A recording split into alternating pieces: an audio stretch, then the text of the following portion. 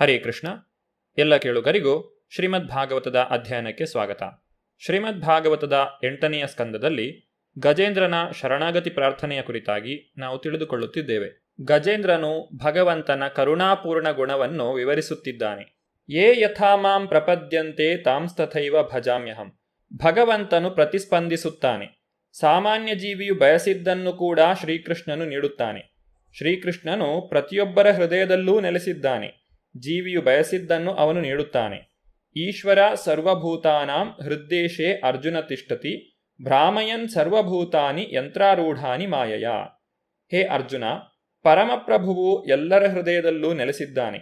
ಲೌಕಿಕ ಶಕ್ತಿಯಿಂದ ನಿರ್ಮಿತವಾದ ಯಂತ್ರದ ಮೇಲೆ ಕುಳಿತಂತಿರುವ ಸಕಲ ಜೀವಿಗಳ ಚಲನವಲನಗಳನ್ನು ಅವನು ನಿರ್ದೇಶಿಸುತ್ತಾನೆ. ಭಗವಂತನು ಪ್ರತಿಯೊಬ್ಬನಿಗೂ ಅವನ ಅಭಿಲಾಷೆಗಳನ್ನು ಈಡೇರಿಸಿಕೊಳ್ಳಲು ಒಂದು ಅವಕಾಶವನ್ನು ಕೊಡುತ್ತಾನೆ.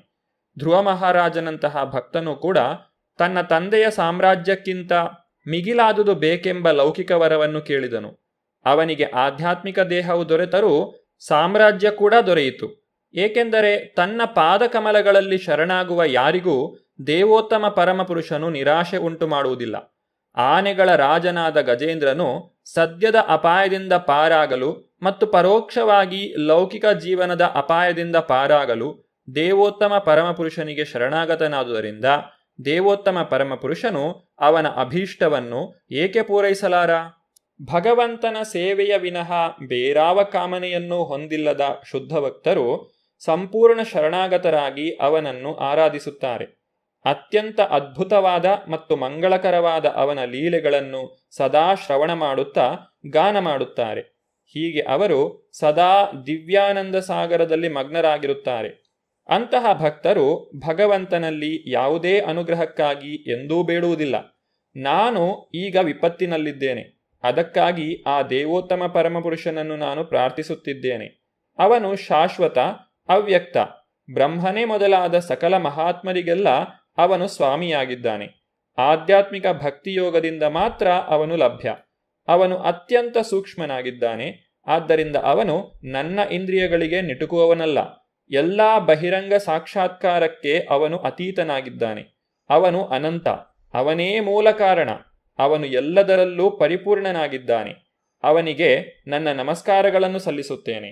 ಭಕ್ತಿ ರಸಾಮೃತ ಸಿಂಧುವಿನಲ್ಲಿ ತಿಳಿಸಿರುವಂತೆ ಅನ್ಯಾಭಿಲಾಷಿತಾ ಶೂನ್ಯಂ ಜ್ಞಾನಕರ್ಮಾದಿ ಅನಾವೃತಂ ಆನುಕೂಲ್ಯೇನ ಕೃಷ್ಣಾನುಶೀಲನಂ ಭಕ್ತಿರುತ್ತಮ.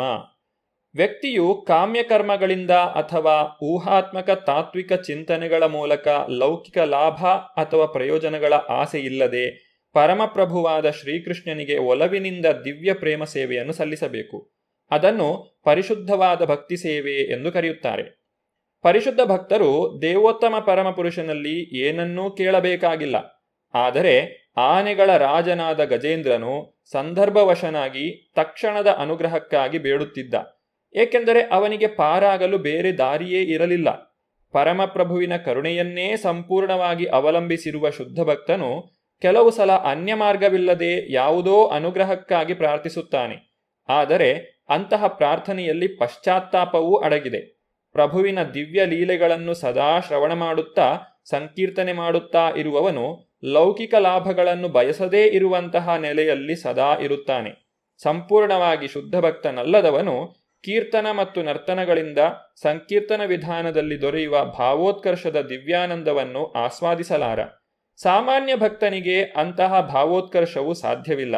ವ್ಯಕ್ತಿಯು ಕೇವಲ ಕೀರ್ತನ, ಶ್ರವಣ ಮತ್ತು ನರ್ತನಗಳಿಂದ ದಿವ್ಯಾನಂದವನ್ನು ಹೇಗೆ ಅನುಭವಿಸಬಹುದು ಎಂದು ಶ್ರೀ ಚೈತನ್ಯ ಮಹಾಪ್ರಭುಗಳು ನಮಗೆ ತೋರಿಸಿಕೊಟ್ಟಿದ್ದಾರೆ. ಇದೇ ಭಕ್ತಿಯೋಗ. ಆದ್ದರಿಂದ ಆನೆಗಳ ರಾಜನಾದ ಗಜೇಂದ್ರನು ಆಧ್ಯಾತ್ಮಿಕ ಯೋಗಗಮ್ಯಂ ಎಂದು ಹೇಳುತ್ತಾನೆ. ಅಂದರೆ ವ್ಯಕ್ತಿಯು ಈ ಆಧ್ಯಾತ್ಮಿಕ ವೇದಿಕೆಯಲ್ಲಿ ಸನ್ನಿಹಿತನಾಗದಿದ್ದರೆ ಪರಮಪ್ರಭುವನ್ನು ಸಮೀಪಿಸಲಾರ ಎಂದು ಸೂಚಿಸುತ್ತಾನೆ. ಅನೇಕ ಜನ್ಮಗಳನ್ನು ಎತ್ತಿದ ಬಳಿಕ ಭಗವಂತನ ಸಾನ್ನಿಧ್ಯದ ಅನುಗ್ರಹವನ್ನು ಪಡೆಯಬಹುದು. ಆದರೆ ಶ್ರೀ ಚೈತನ್ಯ ಮಹಾಪ್ರಭುಗಳು ಆಧ್ಯಾತ್ಮಿಕ ಜೀವನದಲ್ಲಿ ಯಾವ ಹಿನ್ನೆಲೆಯೂ ಇಲ್ಲದ ಪತಿತಾತ್ಮರಿಂದ ಹಿಡಿದು ಪ್ರತಿಯೊಬ್ಬರಿಗೂ ಈ ಅನುಗ್ರಹವನ್ನು ನೀಡಿದ್ದಾರೆ. ಅದನ್ನು ಕೃಷ್ಣ ಪ್ರಜ್ಞೆಯ ಆಂದೋಲನದಲ್ಲಿ ಪ್ರತ್ಯಕ್ಷವಾಗಿ ಕಾಣಬಹುದು. ದೇವೋತ್ತಮ ಪರಮಪುರುಷನ ಬಳಿಗೆ ಹೋಗಲು ಭಕ್ತಿಯೋಗವೇ ನಿಷ್ಕಳಂಕವಾದ ವಿಧಾನವಾಗಿದೆ. ಭಕ್ತ್ಯಾಹಂ ಏಕಯಾ ಗ್ರಾಹ್ಯ. ಭಕ್ತಿ ಸೇವೆಯಿಂದ ಮಾತ್ರವೇ ಪರಮಪ್ರಭುವಿನ ಸಾನ್ನಿಧ್ಯವನ್ನು ಪಡೆಯಬಹುದು. ಭಗವದ್ಗೀತೆಯಲ್ಲಿ ಈ ರೀತಿಯಾಗಿ ಹೇಳಲಾಗಿದೆ: ಮಯ್ಯಾಸಕ್ತ ಮನಾಪಾರ್ಥ ಯೋಗಂ ಯುಂಜನ್ ಮದಾಶ್ರಯ ಅಸಂಶಯಂ ಸಮಗ್ರಂ ಮಾಂ ಯಥಾಜ್ಞಾಸಸಿ ತತ್ಶೃಣು. ಪೃಥಾಪುತ್ರನೇ, ನನ್ನಲ್ಲಿ ಮನಸ್ಸು ನೆಟ್ಟು ನನ್ನ ಪೂರ್ಣ ಅರಿವನ್ನಿಟ್ಟುಕೊಂಡು ಯೋಗವನ್ನಾಚರಿಸಿದರೆ ಸಂಶಯಕ್ಕೆ ಎಡೆಯಿಲ್ಲದಂತೆ ನನ್ನನ್ನು ಸಮಗ್ರವಾಗಿ ಹೇಗೆ ಅರಿಯಬಹುದು ಎಂಬುದನ್ನು ಕೇಳು. ಕೇವಲ ಕೃಷ್ಣ ಪ್ರಜ್ಞೆಯಲ್ಲಿ ತೊಡಗುವ ಮೂಲಕ ಕೃಷ್ಣನ ಪಾದಕಮಲಗಳನ್ನು ಸತತವಾಗಿ ಸ್ಮರಿಸುತ್ತಾ ದೇವೋತ್ತಮ ಪರಮಪುರುಷನನ್ನು ನಿಸ್ಸಂದೇಹವಾಗಿ ಸಂಪೂರ್ಣವಾಗಿ ಅರಿತುಕೊಳ್ಳಬಹುದು. ದೇವೋತ್ತಮ ಪರಮಪುರುಷನು ಜೀವತತ್ವಗಳಾದ ತನ್ನ ಅಲ್ಪಾಂಶಗಳನ್ನು ಸೃಷ್ಟಿಸುತ್ತಾನೆ. ಬ್ರಹ್ಮನಿಂದ ಆರಂಭಿಸಿ ದೇವತೆಗಳು ಮತ್ತು ವೈದಿಕ ಜ್ಞಾನದ ವಿಸ್ತರಣೆಗಳನ್ನು ಸೃಷ್ಟಿಸುತ್ತಾನೆ. ಇತರ ಎಲ್ಲ ಚರಾಚರ ಜೀವಿಗಳೂ ಸೇರಿದಂತೆ ಅವುಗಳನ್ನು ವಿವಿಧ ನಾಮರೂಪಗಳೊಡನೆ ಸೃಷ್ಟಿಸುತ್ತಾನೆ. ಬೆಂಕಿಯ ಕಿಡಿಗಳು ಅಥವಾ ಪ್ರಕಾಶಮಾನವಾದ ಸೂರ್ಯರಶ್ಮಿಗಳು ತಾವು ಹೊಮ್ಮಿ ಬಂದ ಆಕಾರದಲ್ಲೇ ಮತ್ತೆ ಮತ್ತೆ ಲೀನವಾಗುತ್ತವೆ. ಹಾಗೆಯೇ ಮನಸ್ಸು, ಬುದ್ಧಿ ಮತ್ತು ಇಂದ್ರಿಯಗಳು, ಸ್ಥೂಲ ಹಾಗೂ ಸೂಕ್ಷ್ಮ ಲೌಕಿಕ ಕಾಯಗಳು ಮತ್ತು ವಿವಿಧ ಪ್ರಕೃತಿ ಗುಣಗಳ ನಿರಂತರ ರೂಪಾಂತರಗಳು ಭಗವಂತನಿಂದ ಹೊರಹೊಮ್ಮಿ ಮತ್ತೆ ಮತ್ತೆ ಅವನಲ್ಲಿಯೇ ಲೀನವಾಗುತ್ತವೆ. ಅವನು ದೇವತೆಯೂ ಅಲ್ಲ, ಅರಸನೂ ಅಲ್ಲ, ಮನುಷ್ಯನೂ ಅಲ್ಲ, ಪಕ್ಷಿಯೂ ಅಲ್ಲ, ಪಶುವೂ ಅಲ್ಲ. ಅವನು ಪ್ರಾಣಿಯೂ ಅಲ್ಲ, ಅವನು ಲೌಕಿಕ ಗುಣವೂ ಅಲ್ಲ, ಕಾಮ್ಯಕರ್ಮವೂ ಅಲ್ಲ. ಅವನು ವ್ಯಕ್ತನೂ ಅಲ್ಲ, ಅವ್ಯಕ್ತನೂ ಅಲ್ಲ. ನೇತಿ ನೇತಿ ಎಂಬ ನಿಷೇಧಗಳಲ್ಲಿ ಅವನೇ ಅಂತಿಮ ಸಿದ್ಧಾಂತ. ಅವನು ಅನಂತ. ಆ ದೇವೋತ್ತಮ ಪರಮಪುರುಷನಿಗೆ ಸಕಲ ಜಯವಾಗಲಿ. ಇದು ದೇವೋತ್ತಮ ಪರಮಪುರುಷನ ಅನಂತ ಶಕ್ತಿಯ ಸಂಕ್ಷಿಪ್ತ ವರ್ಣನೆಯಾಗಿದೆ. ಆ ಪರಮಪುರುಷನು ತನ್ನ ವಿಭಿನ್ನಾಂಶಗಳನ್ನು ವ್ಯಕ್ತಪಡಿಸುತ್ತಾ ನಾನಾ ಹಂತಗಳಲ್ಲಿ ಕಾರ್ಯ ಮಾಡುತ್ತಾನೆ. ಆ ವಿಭಿನ್ನಾಂಶಗಳು ಏಕಕಾಲದಲ್ಲಿ ಅವನ ವಿವಿಧ ಶಕ್ತಿಗಳಲ್ಲಿ ವಿವಿಧವಾಗಿ ಸನ್ನಿವೇಶಿತವಾಗಿವೆ. ಪ್ರತಿಯೊಂದು ಶಕ್ತಿಯು ತೀರಾ ಸ್ವಾಭಾವಿಕವಾಗಿ ಕಾರ್ಯ ಮಾಡುತ್ತಿದೆ. ಆದ್ದರಿಂದ ಭಗವಂತನು ಅನಂತನಾಗಿದ್ದಾನೆ. ನತತ್ ಸಮಶ್ಚ ಅಭ್ಯಧಿಕಾಶ್ಚ ದೃಶ್ಯತೆ. ಅವನಿಗೆ ಸಮಾನವಾದುದು ಯಾವುದೂ ಇಲ್ಲ, ಅವನಿಗಿಂತ ಮಿಗಿಲಾದುದು ಯಾವುದೂ ಇಲ್ಲ. ಅವನು ನಾನಾ ರೂಪಗಳಲ್ಲಿ ಅಭಿವ್ಯಕ್ತನಾದರೂ ನಿಷ್ಕ್ರಿಯನಾಗಿದ್ದಾನೆ. ನತಸ್ಯ ಕಾರ್ಯಂ ಕರಣಂ ಚ ವಿದ್ಯತೆ. ಏಕೆಂದರೆ ಪ್ರತಿಯೊಂದನ್ನು ಅವನ ಅನಂತ ಶಕ್ತಿಯ ವಿಸ್ತರಣೆಗಳು ಮಾಡುತ್ತವೆ. ಗಜೇಂದ್ರನು ತನ್ನ ಪ್ರಾರ್ಥನೆಯನ್ನು ಮುಂದುವರಿಸುತ್ತಾನೆ. ಮೊಸಳೆಯ ಆಕ್ರಮಣದಿಂದ ಬಿಡುಗಡೆಯಾದ ಬಳಿಕ ನಾನು ಮತ್ತೆ ಜೀವಿಸ ಬಯಸುವುದಿಲ್ಲ. ಅಂತರಂಗ ಬಹಿರಂಗಗಳಲ್ಲಿ ಅಜ್ಞಾನದಿಂದ ಆವೃತವಾದ ಈ ಆನೆಯ ದೇಹದಿಂದ ಏನು ಪ್ರಯೋಜನ? ನಾನು ಅಜ್ಞಾನದ ಆವರಣದಿಂದ ಶಾಶ್ವತವಾದ ಮೋಕ್ಷವನ್ನು ಬಯಸುತ್ತೇನೆ. ಆ ಆವರಣವು ಕಾಲದ ಪ್ರಭಾವದಿಂದ ನಾಶವಾಗಿಲ್ಲ. ಈ ಲೌಕಿಕ ಪ್ರಪಂಚದಲ್ಲಿ ಪ್ರತಿಯೊಂದು ಜೀವಿಯೂ ಅಜ್ಞಾನವೆಂಬ ಅಂಧಕಾರದಿಂದ ಆವೃತವಾಗಿದೆ. ಗುರುಮುಖೇನ ಪರಮಪ್ರಭುವನ್ನು ಸಂಪರ್ಕಿಸಬೇಕೆಂದು ವೇದಗಳು ವಿಧಿಸುತ್ತವೆ.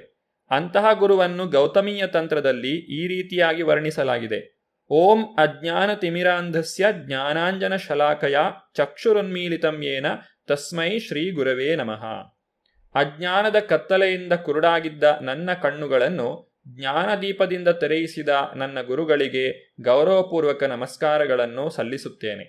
ಈ ಲೌಕಿಕ ಪ್ರಪಂಚದಲ್ಲಿ ಅಸ್ತಿತ್ವಕ್ಕಾಗಿ ಹೋರಾಟ ಮಾಡಿದರೂ ಶಾಶ್ವತವಾಗಿ ಜೀವಿಸಿರುವುದು ಅಸಂಭವ. ಆದರೆ ಈ ಅಸ್ತಿತ್ವದ ಹೋರಾಟವು ಅಜ್ಞಾನ ನಿಮಿತ್ತವಾದದ್ದು ಎಂಬುದನ್ನು ನಾವು ಅರ್ಥ ಮಾಡಿಕೊಳ್ಳಬೇಕು. ಪ್ರತಿಯೊಂದು ಜೀವಿಯೂ ಪರಮಪ್ರಭುವಿನ ಒಂದು ಶಾಶ್ವತ ಅಂಶವಾಗಿದ್ದಾನೆ. ಆನೆಯಾಗಿಯೋ ಅಥವಾ ಮನುಷ್ಯನಾಗಿಯೋ ಜೀವಿಸಬೇಕಾದ ಅವಶ್ಯಕತೆ ಇಲ್ಲ. ಜನನ ಮರಣಗಳ ಚಕ್ರದಿಂದ ವಿಮೋಚನೆಯನ್ನು ಪಡೆಯಲು ಮಾತ್ರ ವ್ಯಕ್ತಿಯು ಬಯಸಬೇಕು. ಅಜ್ಞಾನದಿಂದಾಗಿ ಪ್ರಕೃತಿಯು ನೀಡುವ ಪ್ರತಿಯೊಂದು ಜನ್ಮವು ಸುಖಕರ ಮತ್ತು ಆಹ್ಲಾದಕರವೆಂದು ಭಾವಿಸುತ್ತೇವೆ. ಆದರೆ ಈ ಲೌಕಿಕ ಪ್ರಪಂಚದಲ್ಲಿ ಇರುವ ಕೆಳವರ್ಗದ ಜೀವನದಲ್ಲಿ ಬ್ರಹ್ಮನಿಂದ ಹಿಡಿದು ಇರುವೆಯವರೆಗೆ ಯಾರ ಜೀವನವು ದಿಟವಾಗಿ ಸುಖವಾಗಿರಲು ಸಾಧ್ಯವಿಲ್ಲ. ಸುಖವಾಗಿರಲು ನಾವು ಅನೇಕ ಯೋಜನೆಗಳನ್ನು ಮಾಡುತ್ತೇವೆ. ಈ ಜನ್ಮದಲ್ಲೋ ಅಥವಾ ಇನ್ನೊಂದರಲ್ಲೋ ಶಾಶ್ವತವಾಗಿ ನೆಲೆ ನಿಲ್ಲಲು ನಾವು ಎಷ್ಟೇ ಪ್ರಯತ್ನವನ್ನು ಮಾಡಿದರೂ ಈ ಲೌಕಿಕ ಪ್ರಪಂಚದಲ್ಲಿ ಸುಖವೆಂಬುದು ಇರಲಾರದು. ಗಜೇಂದ್ರನು ಭಗವಂತನಲ್ಲಿ ಈ ರೀತಿಯಾಗಿ ಪ್ರಾರ್ಥಿಸುತ್ತಾನೆ: ನಾನು ಈಗ ಈ ಲೌಕಿಕ ಜೀವನದಿಂದ ವಿಮೋಚನೆಯನ್ನು ಸಂಪೂರ್ಣವಾಗಿ ಬಯಸುತ್ತಾ ಪರಮಪ್ರಭುವಿಗೆ ನನ್ನ ಗೌರವಪೂರ್ವಕ ನಮಸ್ಕಾರಗಳನ್ನು ಅರ್ಪಿಸುತ್ತೇನೆ. ಅವನು ಈ ವಿಶ್ವದ ಸೃಷ್ಟಿಕರ್ತ, ಅವನೇ ಈ ವಿಶ್ವರೂಪ. ಆದರೆ ಈ ಬ್ರಹ್ಮಾಂಡದ ಅಭಿವ್ಯಕ್ತಿಗೆ ಅವನು ಅತೀತನಾಗಿದ್ದಾನೆ. ಅವನು ಈ ವಿಶ್ವದಲ್ಲಿ ಪ್ರತಿಯೊಂದನ್ನೂ ಬಲ್ಲ ಪರಮಜ್ಞಾನಿಯಾಗಿದ್ದಾನೆ. ವಿಶ್ವದ ಪರಮ ಆತ್ಮನಾಗಿದ್ದಾನೆ. ಅವನಿಗೆ ಹುಟ್ಟಿಲ್ಲ. ಅವನು ಪರಮಪದದಲ್ಲಿರುವ ಪ್ರಭುವಾಗಿದ್ದಾನೆ. ಅವನಿಗೆ ನನ್ನ ಗೌರವಪೂರ್ವಕ ನಮಸ್ಕಾರಗಳನ್ನು ಸಲ್ಲಿಸುತ್ತೇನೆ. ಗಜೇಂದ್ರನ ಪ್ರಾರ್ಥನೆಯ ಮುಂದುವರಿದ ಭಾಗವನ್ನು ನಾವು ಮುಂದಿನ ಸಂಚಿಕೆಯಲ್ಲಿ ನೋಡೋಣ. ಧನ್ಯವಾದಗಳು. ಹರೇ ಕೃಷ್ಣ.